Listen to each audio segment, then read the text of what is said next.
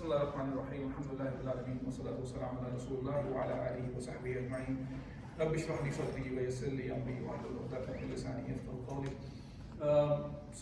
Last week we were talking about the preparation for the Battle of Uhud, Ghazwat Uhud, and we talked about various things, including how Rasulullah sallallahu alaihi wasallam wanted to stay inside the Medina, but by the advice of the Sahaba, Rasulullah said, okay, we'll go out.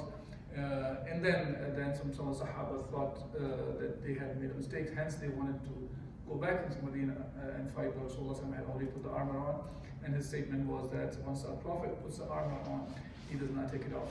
And when they reached to the place where they could see the army, at that time, Abdullah bin Salul, the hypocrite, he actually defected with 300 people out of the army and left Rasulullah sallallahu alaihi wasallam Sahaba with 700 soldiers. They started with about 1,000, which is a crucial time. And but his intent was to harm the Sahaba and Islam, because he was a munafiq. And we also talked about there was a group of army that wanted to join Rasulullah under their own flag. They were Yahud, and when Rasulullah asked about them if they were Muslim or not, when they said they were not, Rasulullah did not allow them to fight along with Rasulullah. And as we talked about already, when individuals were joining, Rasulullah allowed them, as we will see later in the life of Rasulullah. But when it comes to under certain flags, Rasulullah did not allow. Then the Kuffar of the Makkah, they tried to do some political maneuvering that included trying to create some sort of rift between the Muslims by saying that they were not there to fight the Ansar, they were only there to fight Muhajirin, so Ansar should just leave them alone. And of course, Ansar did continue to help be part of the army of Rasulullah.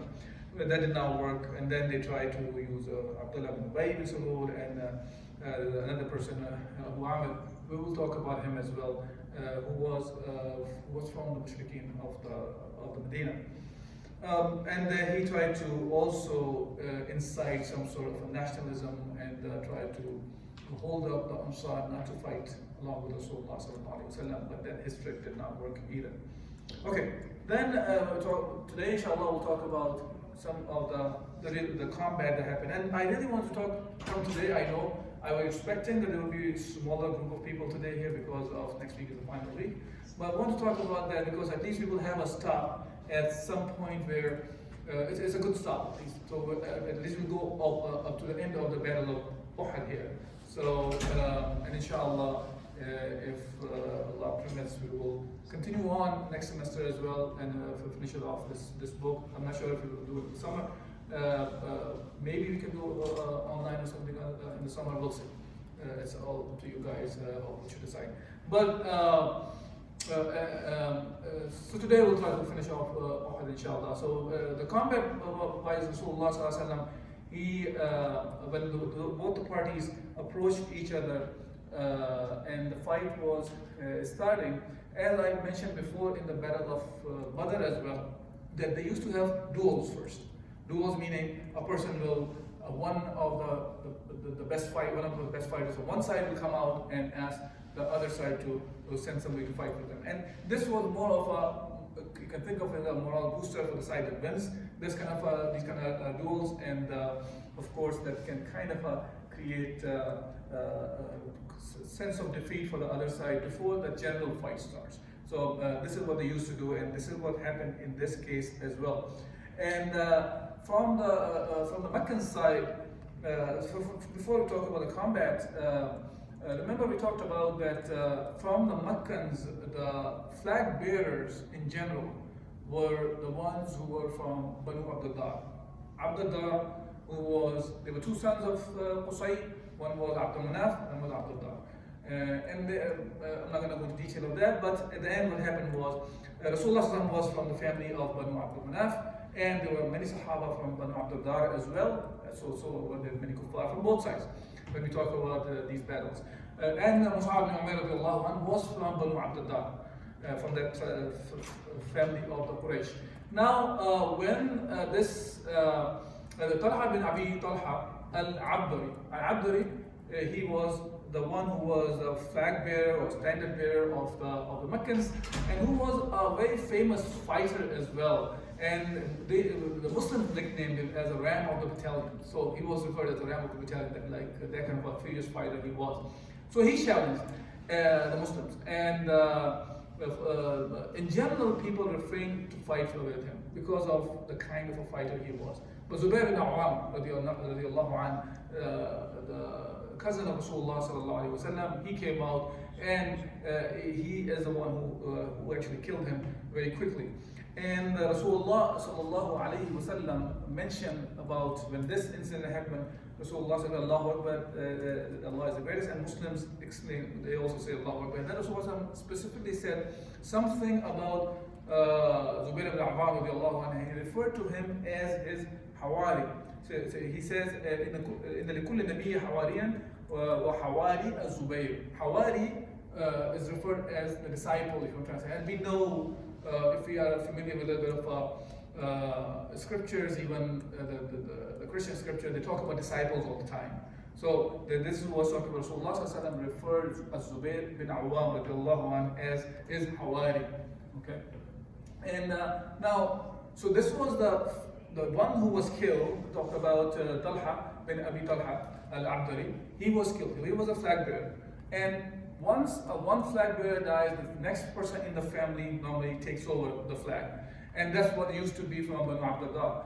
And as we talked about last week, when we were talking about how the Meccans were motivating each other, Abu Sufyan was motivating, and he reminded the family of Banu Abdullah, look, don't be the way that you have done in the Badr, as Nadr bin Harith was one of them. What happened to him? He was saying, and the family of Banu Abdullah, they became very angry at that. They said, we will show you what we are made up of. And that's what really happened. One by one, from the family of Banu Abdullah, they were taking the standard of the banner, and they were getting killed, and up to a point that 10 of their people, 10 of their guys were killed. And now they did not have anybody left who can carry the flag. So one of the slaves from them, whose name was Awab, he's the one who took the flag, and he fought for on behalf of Banu Abdullah. And he was also, he fought well, he stood fast and all those things, but at the end, he also was killed. And at that time, he was saying, oh Allah, have I been excused? And he's still talking about himself, that he has done the job. Remember, even though they were kuffar, they did believe in Allah. From the perspective of, as the creator, they would believe, but they used to make partners with Allah subhanahu wa ta'ala, and they used to look at all those idols that they were worshipping as one of the means to reach Allah subhanahu wa ta'ala. And after the death of the slave, the standard fell down, and it continued to be down until very late in the battlefield. Now, Abu Dujana, we talked about him. He was a fierce fighter, and we'll talk about a few of the Sahaba here in the Battle of Uhud. As a matter of fact, Battle of Uhud has a lot of lessons. A lot of Sahaba's great stories are mentioned in there. And if we just continue on going to this dimension of talking about the Sahaba, it will take at least a few lectures just to cover those things. So I'll just skim over some of the Sahaba's actions that were done in the Battle of Uhud. Abu Dujana, the one who was wearing the red bandana that Rasulullah gave it to him, and the way he was walking, Rasulullah said, Allah subhanahu wa ta'ala does not like this kind of a walk of like showing pride or arrogance. And Rasulullah said, but this is the only time Allah Azza wa Jalla likes this. So the way Abu Dujana was. Now, as before you guys came, I was just discussing with some of the guys. Sometimes we see there's an issue with translations, and in English translation of this, because I just took it from the book, I took away some of the words because that does not really align with what the real original book was saying. Like for example, it says that Zubair bin Awwam in English translation it was saying he was angry and disliked that Rasulullah gave the red bandana to Abu Dujana, and he did not give to Zubair bin Awwam. Zubair was the cousin of Rasulullah, meaning he was the son of Safiya, the aunt of Rasulullah sallallahu alaihi wasallam. And And so he said, I said to myself that I am his paternal cousin, son of his aunt, and I'm a Qurayshi, and I was the first one who demanded it. Instead, Rasulullah gave that to Abu Dujana. Why was that? He just wanted to see what was in Abu Dujana that Rasulullah preferred him over Zubair. And it's not as Zubair, Abu Bakr, Umar, many of the Sahaba, they wanted to have the bandana was given by Rasulullah, but a sword was given by Rasulullah. He put the red bandana on himself, and this was his way of doing. Whenever he used to put the red bandana, it means now he is going to be a fierce fighter until he will die. This was his used to be a thing. And Zubayr bin Awwam radiallahu anh, he saw Abu Dujana, the fiercely he was fighting, and Zubayr was following him. He wanted to see what's going on, what's in this guy that Rasulullah gave the sword to him, and what is the price that he was going to pay for this sword, as it was said by Rasulullah. Now he saw him also that while he was in the thick of the war, and he was about to kill one of the fighters among them, and then when he took off the cover on the face of the fighter, he saw that was a woman, and that was Hind, who was the wife of Abu Sufyan. And he let her go because he said that a woman cannot be killed by the sword of a Prophet ﷺ, because Rasulullah is the one who gave the sword, and he let him go. And there's another incident which is not mentioned in the book, but the way Abu Dujana hit one of the mushrikeen, and Abu Zubair was watching, and he cut the armor, the sword went through it. He struck it so hard, and Abu Dujana saw that Zubair was watching, and he said, "Did you see that?" And Zubair was watching how he did it.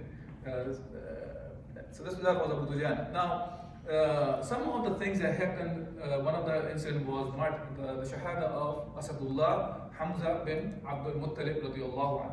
When it comes to Hamza bin Abdul Muttalib, of course, he was the uncle of Rasulullah sallallahu. He was one of the greatest fighters, hence he is called the Lion of Allah subhanahu wa ta'ala.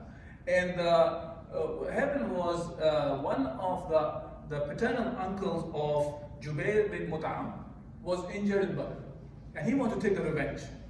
And it was injured by Hamza radiallahu anh. So he wanted Hamza to be killed. So now he was looking for somebody to do that, and he had a slave. His name was Wahshi. So Wahshi, he said, if you kill Hamza, you will be free. And Wahshi's only task in this whole thing was he wanted to go to the Uhud and kill Hamza and leave. And this is what he was doing. He went to the battlefield, he was hiding, he was not fighting anybody. He was just sometimes hiding in one place or another, but he was just looking for Hamza. And once he was able to find Hamza, and he got a clear shot at Hamza, he threw his arrow, a spear, and he was famous for throwing the spear. He threw the spear at Hamza, it went through his stomach, came out between the legs, and Hamza tried to move towards Wahshi, but because of the wound, he was not able to. And Hamza radiallahu anh, he was martyred because of the spear that was thrown by Wahshi. And Wahshi continued to be there, watching Hamza. Once he saw Hamza radiallahu anh was passed away, he took out the spear and he went back. He did not fight. That was his task. He just wanted himself to be free. As I mentioned to you, that Wahshi later on became a Muslim in the time of Abu Bakr Siddiq radiallahu anh, when the battle was going on against Musaylama Kadhab. Kadhab, because Rasulullah referred to him, gave him this title of a Kadhab. Kadhab means the liar, Al-Kadhab. And he was given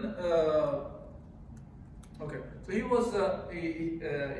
became a Muslim later on. In the time of that battle, he went and he killed Musaylama Kadhab, who was a false prophet, who he claimed to be a prophet in the time of Rasulullah, and in the battle, in the time of Abu Bakr, he was killed, and the one who killed was Wahshi at that time. And Wahshi's statement was at that time that he killed the best in his Jahiliyyah days, ignorance days, and he killed the worst when he became a Muslim, and he hoped that Allah subhanahu wa ta'ala will forgive him for the past whatever he did in the Jahiliyyah days.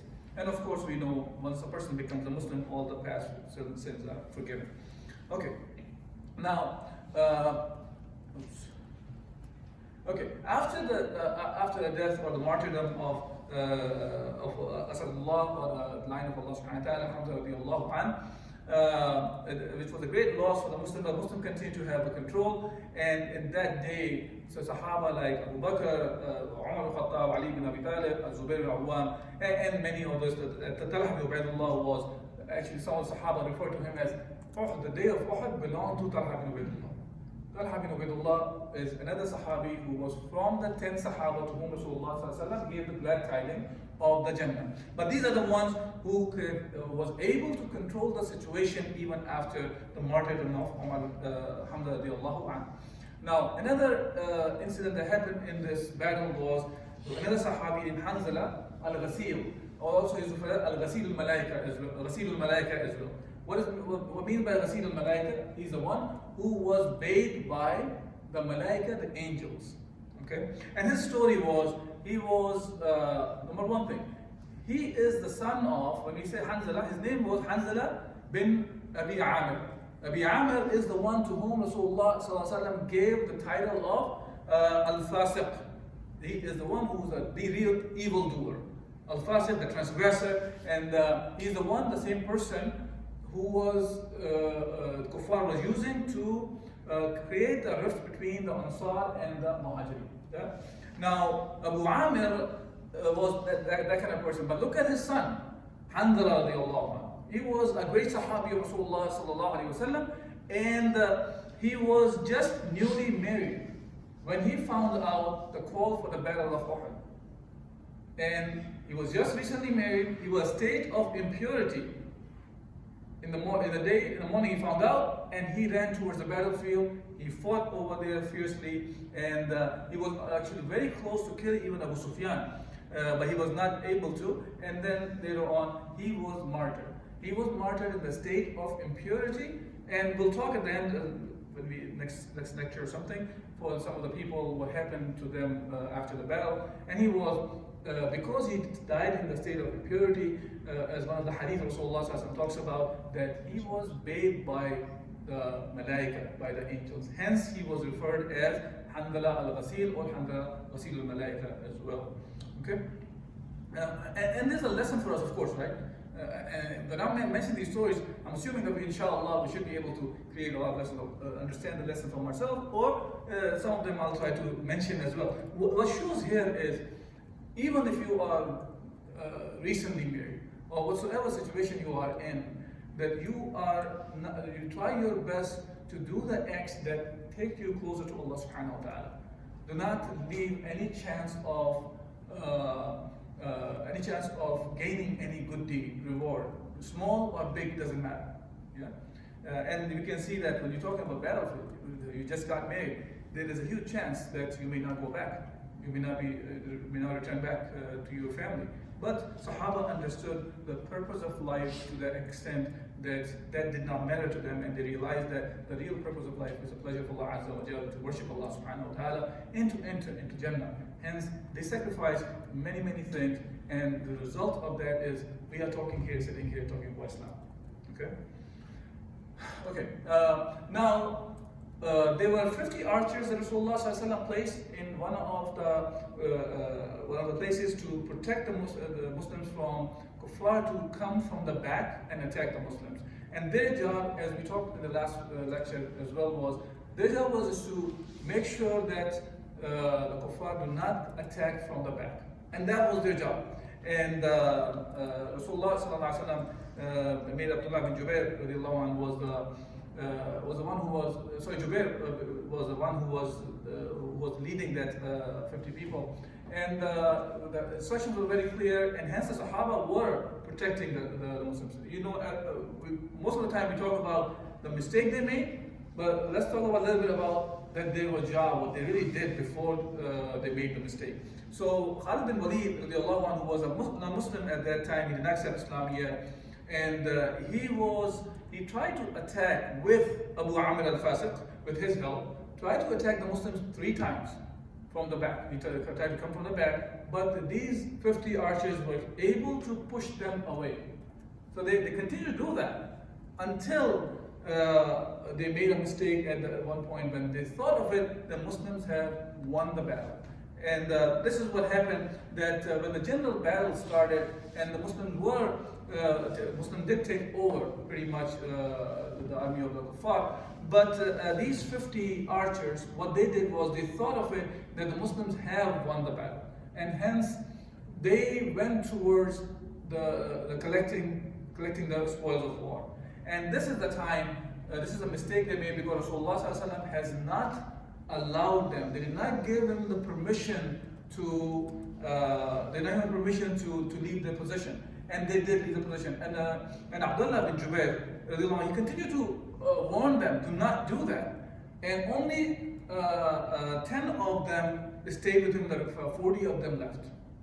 Okay, so 40 of them left, and he stayed with those 10. He continued to defend Rasulullah sallallahu alaihi wasallam. And Khalid bin Walid, he found he was very sharp-minded when it comes to the battlefield, and he attacked from the back. And this is the time Muslims were harmed very badly, including Rasulullah sallallahu alaihi wasallam himself also, to the point that it was the Kuffar had the chance to kill Rasulullah sallallahu alaihi wasallam at that point.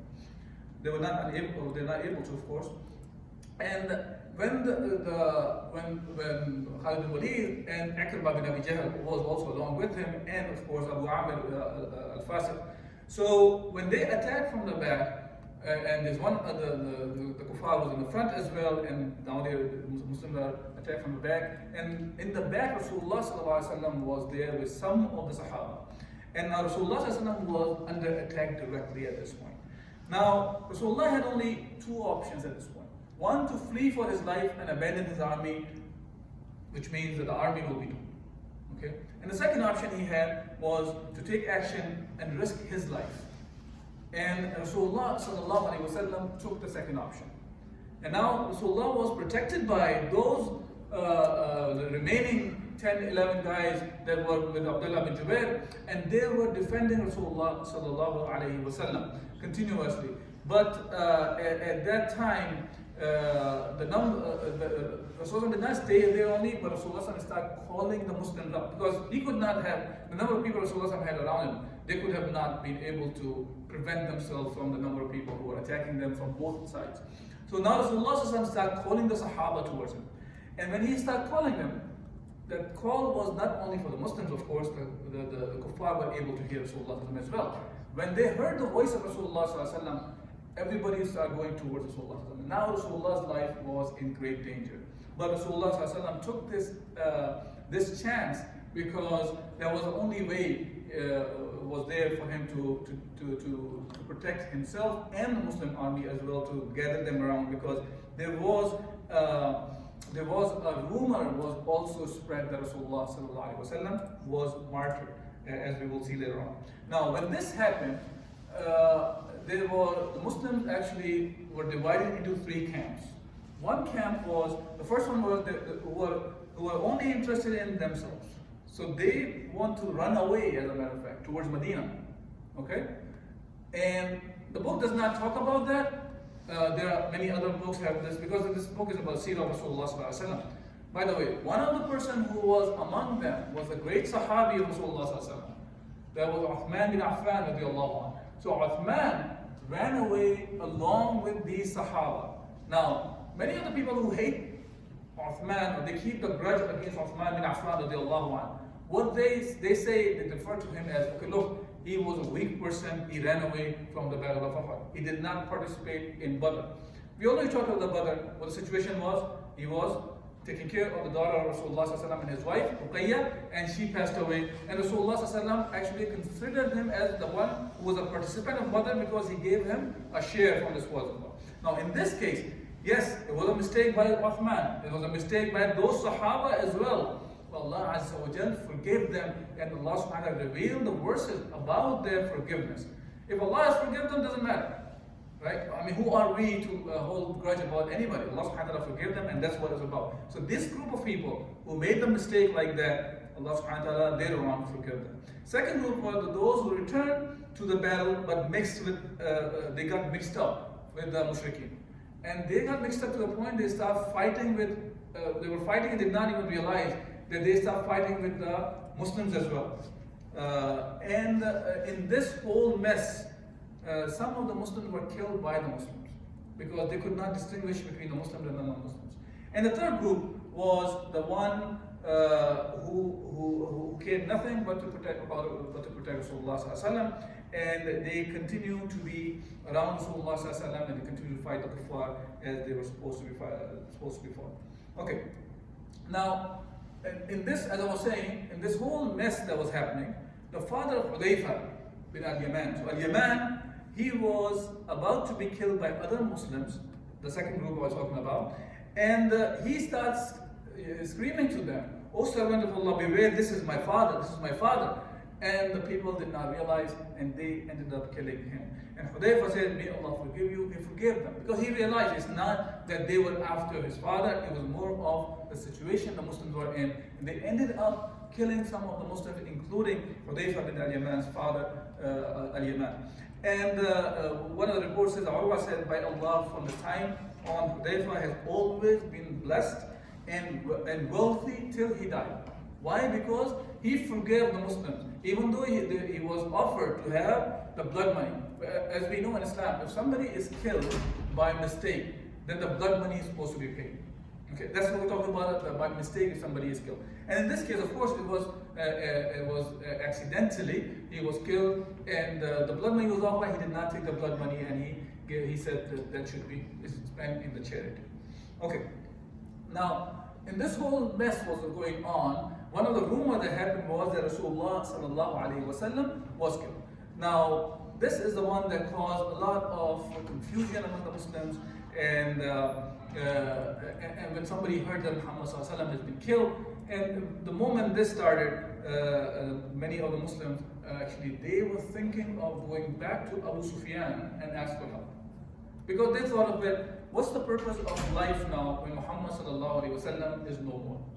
Okay, and then another report that talks about Anas bin Nadr passed by some of those Muslims who were basically in the state of panic and all that. So he said, "What are you waiting for?" They said, "Rasulullah sallallahu alaihi wasallam has been killed." So they said, "What do you live for after Muhammad sallallahu alaihi wasallam?" So then he said, "Oh Allah, I apologize for what these people, the Muslims, have done, and I swear the disavowal of what the idolaters have perpetrated." Then he moved till he was actually, and he went into the army of the kuffar. He continued to fight. He had so many wounds, as one of the reports said, he had 80 wounds on his body, and he was not recognizable. Who was this Anas bin Nadr, radiallahu anhu? His sister is the one who was able to recognize him just by the tip of the finger. Somehow she was able to recognize, I guess it was a unique finger or something that she was able to recognize. Hence they recognized it was Anas bin Nadr when they found his body. Okay, now because of the Sahabi like Anas bin Nadr and other Sahaba who started gathering the Sahaba, Muslims were able to regather. So Thabit bin Dahdah, he started saying this to his people, calling him, he said, "If Muhammad was killed, Allah is everlasting and he never dies." And this is kind of a similar statement, by the way, that Abu Bakr Siddiq made at the death of Rasulullah as well, because Muslims really, they lost control at that time, including people like Umar al-Khattab, including people like Ali and Uthman. But Abu Bakr was the one who was able to gather the Sahaba at that time. And in this time, Dahdah, he is the one who started calling. He says, "Fight in defense of your faith, Allah will help you, and so you will be victorious." And then the Ansar, they started gathering, and they started attacking the Khalid's horsemen. Now, one of the immigrants passed by, the helpers of the Ansar, and he said, "Oh fellow, have you heard of Muhammad sallallahu murder?" The Ansari said, "If Muhammad sallallahu were killed, then he must have completed the delivery of the message, so fight in defense of your religion." This is interesting, how Ansar were more composed in this situation. We find that they were because they remember that the bay'ah that they gave to Rasulullah sallallahu alaihi wasallam, that they had to fulfill the bay'ah.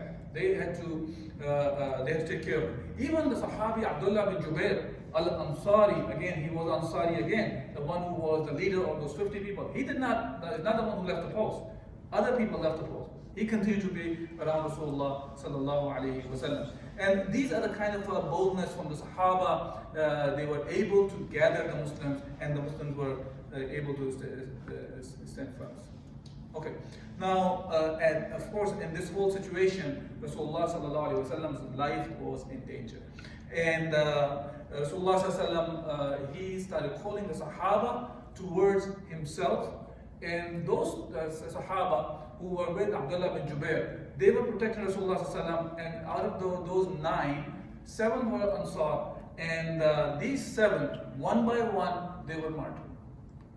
Okay, but those 2 Muhajirin, they continued to survive. That was Sa'ad bin Abi Waqqas radiallahu anh and Talha bin Ubaidullah. Both of them were famous archers. They were famous archers, and they continued to throw the arrows at the kuffar. Now, Rasulullah sallallahu alaihi wasallam, when he saw that 7 of those Ansar and many other Ansar were martyred, so he said, "Man sabna ashabana," that we did not do the justice to our ashab, our companions, referring to the number of Ansar that were martyred at that time. Okay. Then,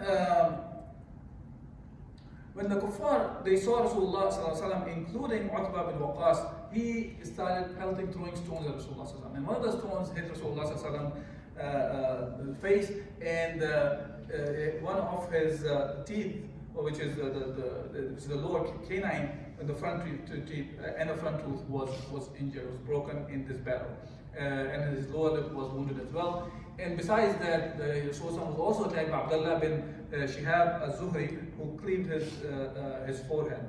And Abdullah bin Qamiyah, who's also just referred to Ibn Qamiyah.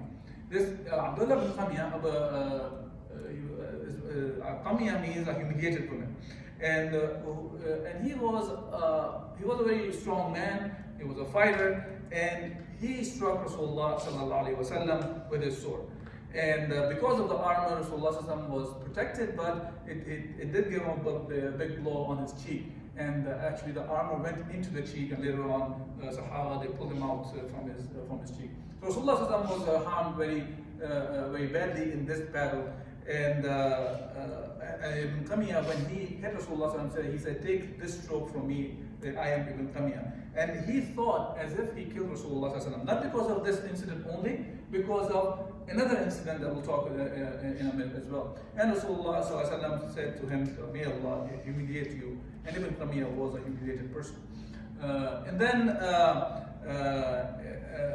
when Ibn Qamiyah was sure that Rasulullah was killed, and because that was their primary thing, right, from the Quraysh also. They were there to kill Rasulullah. For them, they thought of it, if Rasulullah is killed, it means that they have uprooted Islam.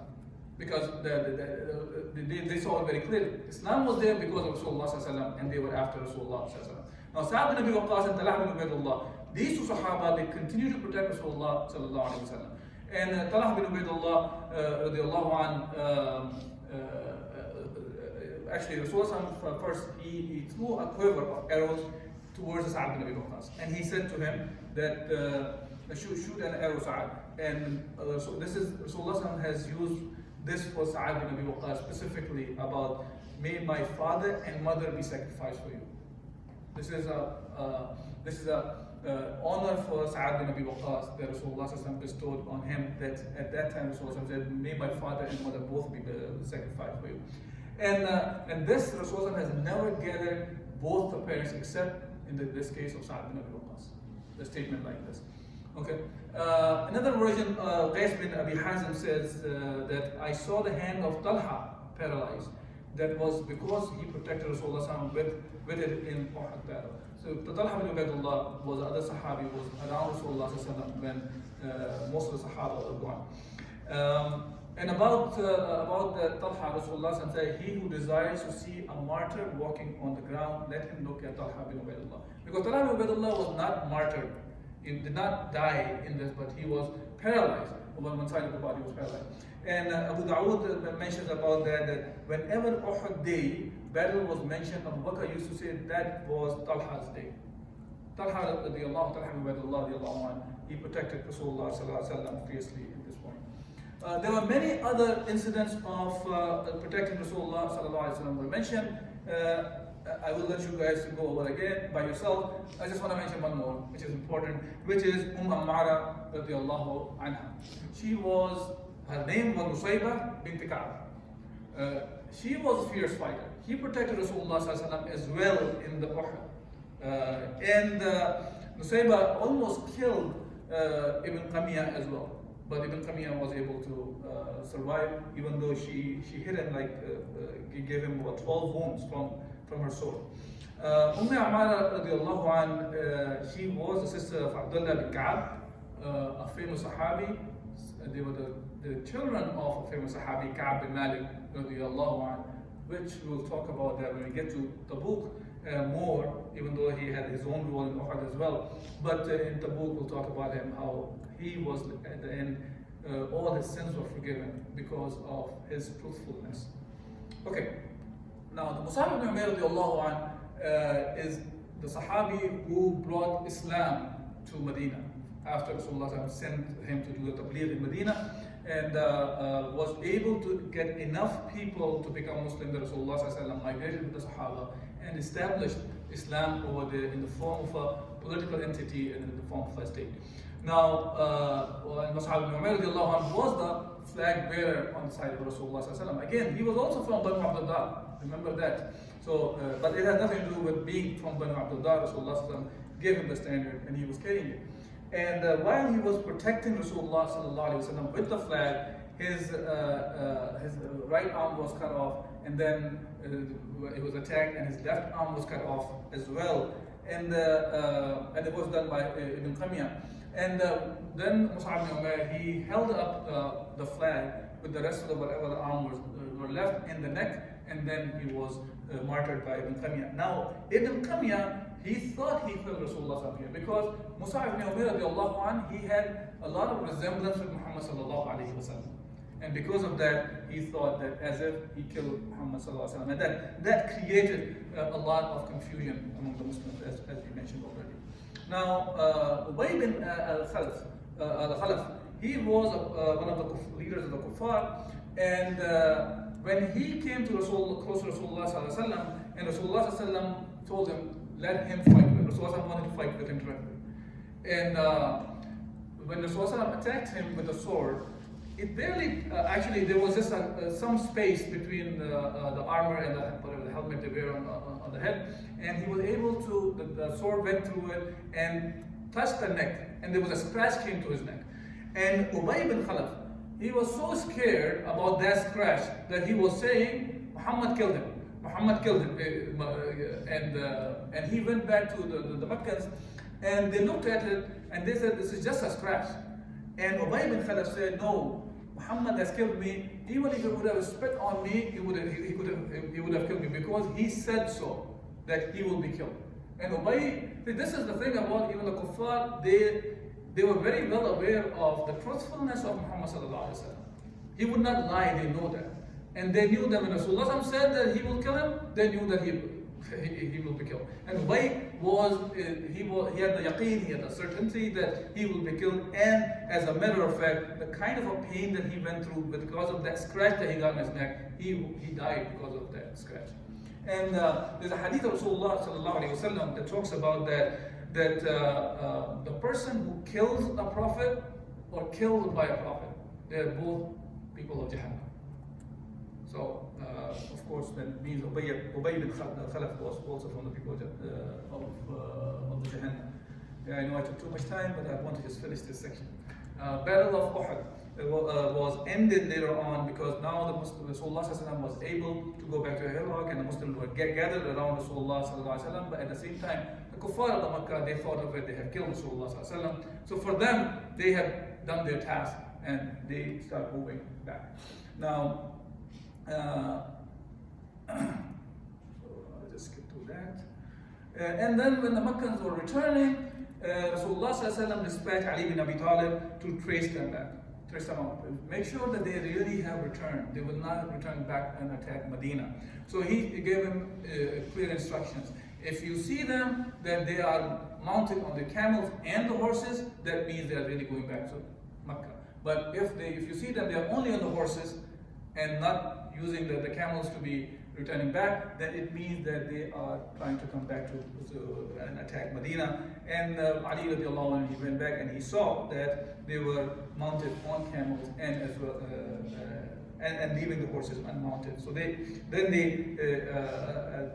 meant that they are going back to Mecca, and they did go back to the Mecca.